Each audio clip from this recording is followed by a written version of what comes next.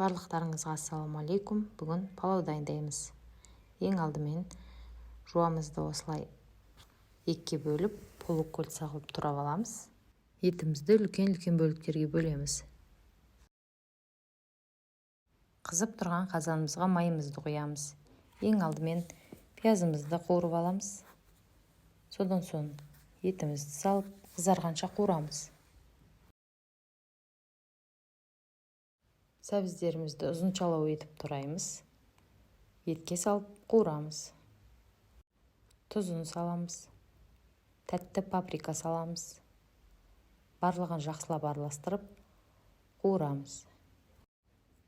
2 кесе күрішімізді жақсылап 5-6 қайтара жуып алып, оған салқын су құйып, қойып қоямыз. Жақсылап қуырылған етімізге 4 кесе су құямыз.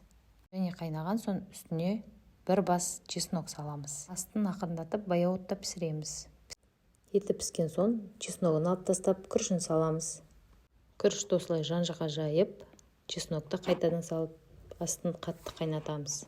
Суы тартылған соң ортаға жинап, піскілеп, бетін жауып, баяу отта пісіреміз. Күріштеріміз бір-біріне жабыспай, осылай шашыраңқы болып, әдемі болып піседі. Барлықтарыңыз осы рецептпен жасап көріңіздер.